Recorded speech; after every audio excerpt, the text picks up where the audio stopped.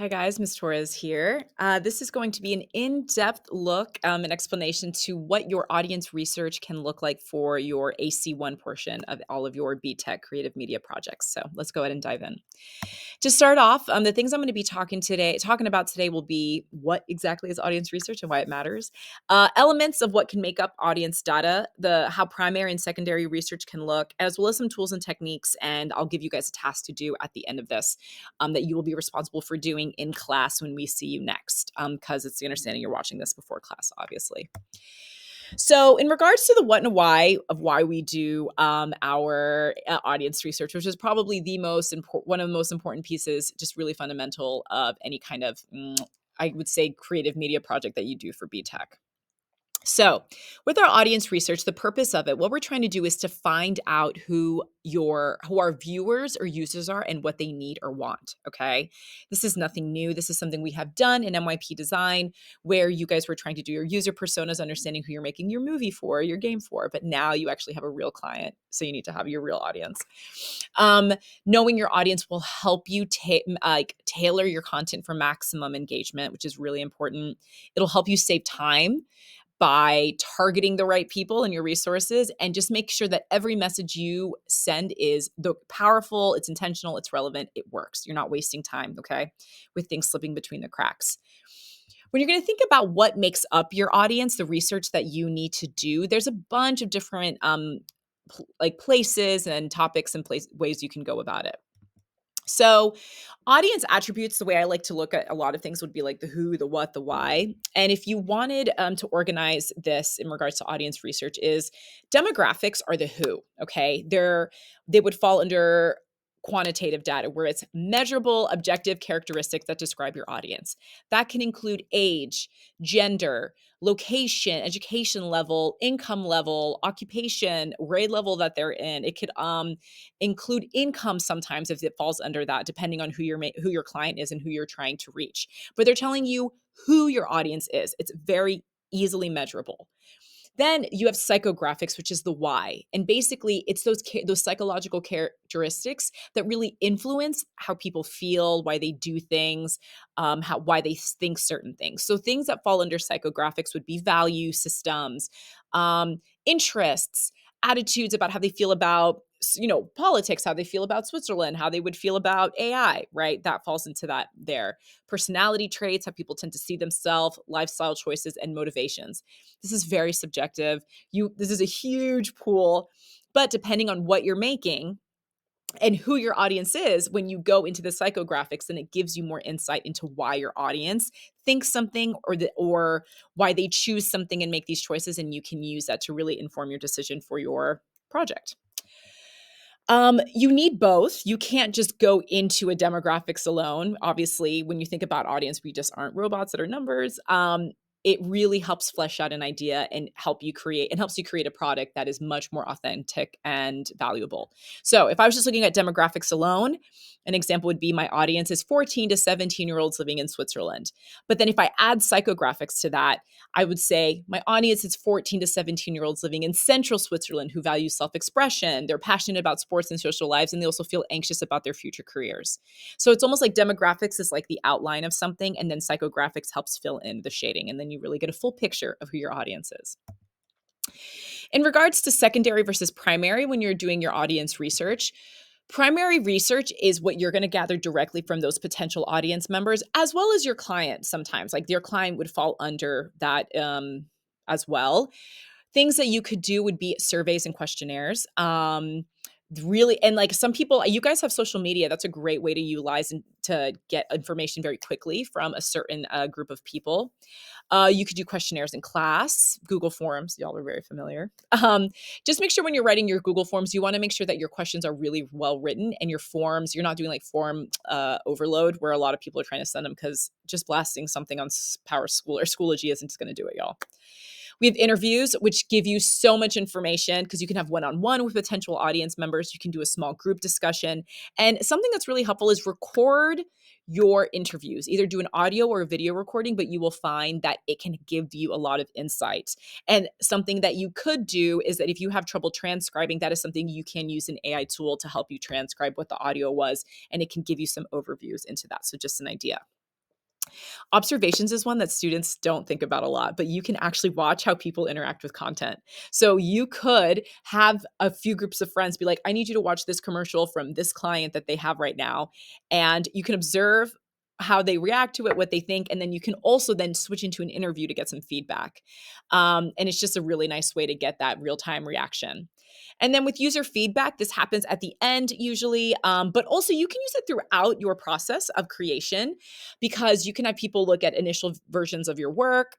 You can get ideas, feedback on any sketches, storyboards, scripts, treatments you'd want to do. And also, if you have two different ideas of how you'd like to do something, this is a great way then to give two people, like give them options, and then you can get feedback on both of them. So don't think that primary research only stays in like the AC1 realm. If it's happening throughout your entire creation process for a client or for a project, it's going to ensure you have a much, much more authentic, well-made piece. For secondary research, this is research that you're using that other people have created. Things that can help you to help you write your report, as well as just create your product, is looking at industry reports and studies. So Nielsen reports on media consumptions. Pew Research has studies on like certain kinds of habits. These are just examples. There's also industry publications about trends. So you just have to think about the industry you want to work in and you want to make something for and look into that. So if it was the sports industry, if it was tech industry, if it was industry in fashion, etc. Social media analytics is really, really good. Sometimes that is a little bit more difficult if you are just starting from scratch and a client wants you to make something and they already have social media. This is a really good place to start where you can say, can you give me access to your analytics data?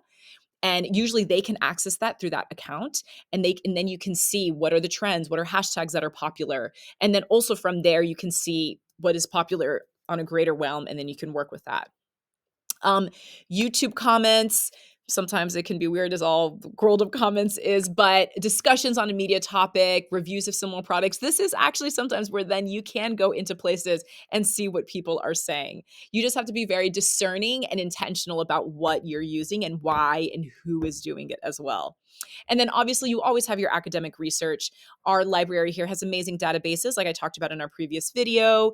Statista, you have Gale, you have JSTOR. Google Scholar is amazing that you can look up any published academic research and also just published research on your intended audience, looking up stuff from like teens, 14 to 17. Just look it up. An example of what secondary research could look like for you, it's let's say you have to make a documentary about local environmental issues. Your secondary research can see you analyzing popular documentaries that are on streaming platforms. All right. So you could watch one, you do a media analysis. Then you would read reviews of similar documentaries and then see what people have to say. You can find statistics on what age groups care most about climate issues, and then maybe what are the climate issues they care about the most and why. And then you can research visual styles, get the most engagement for various topics. So that all ties into the world of secondary research, guys. When to use, make sure that the ideal approach is always going to use both, okay? But when you want to go through a primary research, it's testing specific ideas for your subject, okay, or your project, understanding your audience that's very niche, very specific, getting feedback about your creative choices. So this is all have to do with you, what you are making. You just can't say, what do you think about Netflix? Unless you're doing something for Netflix or there's a reason you're going to do something with Netflix, you have to be intentional about that question. Secondary research helps you really understand those broader trends and patterns. It's a great place to get started when you have no data yet. So I think a lot of time people will go straight into primary research, but actually secondary research is a better place to start because then from there you can get your ideas and then you can do more authentic primary research. It's great for learning from other successes and failures and also supporting your primary research findings. So this is all very symbiotic. You need both to create the best. When we're talking with the ideal approach, what I talked about, start with what's already known, identify gaps in knowledge, discover broader patterns, and form better questions, and then you do your primary research. Test your assumptions or your findings with real audience members. You can get insights and opinions from your client as well as your audience into a specific project idea. It can help validate or sometimes challenge what the research does suggest, and then that's when you create something really tailored for your audience. We have a lot of tools and ways to go about this. Research tools, primary research tools would be like Google Forms. You can do voice memos, Instagram polls. You can do direct observation. You just got to make sure to take notes or sometimes even just take video of the whole process. Secondary research, looking at Google Trends, YouTube trending pages, school library databases, social blade statistics or status studies. So here, these are just some that touch like tip of the iceberg, but you know that there's things out here and these are all free. With your research tips, this is something that me and Miss Jarvis have definitely noticed throughout our years teaching this. With your primary research, mistakes that people will make is like you only send things to your friends because you know that they'll respond. Well, you want to make sure that if your friends are not exactly who your ideal audience is, then it's kind of a waste of time on everybody's end. So you want to get the real information, real honesty, and good answers. Be careful with leading questions that will give you more biased answers. Do not do too small of a sample size. Once again, don't send everything out to the entire school, but thinking about talking to 20 people, 25 people, not talking to all of them, but seeing what you can put from that pool, and do not ignore negative feedback. It helps you tremendously. With secondary research mistakes, being really mindful about outdated information. Things get updated all the time. And if you're looking up something from literally 10 years ago, it's not going to be really helpful depending on what it is. Be mindful of your source credibility. Do not assume all audiences are the same or want the same things. And also, don't try to just pick data that supports your idea because this is something that happens a lot. You guys will get an idea in your head and you want to make a music video that's for this group of people because that's what you want to do, what you're comfortable with. And then you end up kind of ignoring like, oh, well, this would actually be a better music video to make for this group or audience because this is where the gaps are. Okay. So we will talk a lot more about this in class, and especially when you guys start writing your questions, which is going to be your task today, because you'll start writing your questions and around for primary and secondary for your research paper for AC1 and the media project. And you can use whatever you'd like, but the research log document, which has been shared with you already through Schoology and on the BTEC website, will help you out a lot. If you want to get a little bit more help, swapping questions with another peer in class is really helpful because it can give you some great feedback. Once again, you have our research template, so you guys would be working with this research log here. But if you want to look at your AC1 research report template, that can also be a good way to guide you of what you need to look forward to. So that's all for now. I will see you in our next recording, where we will go over our market research.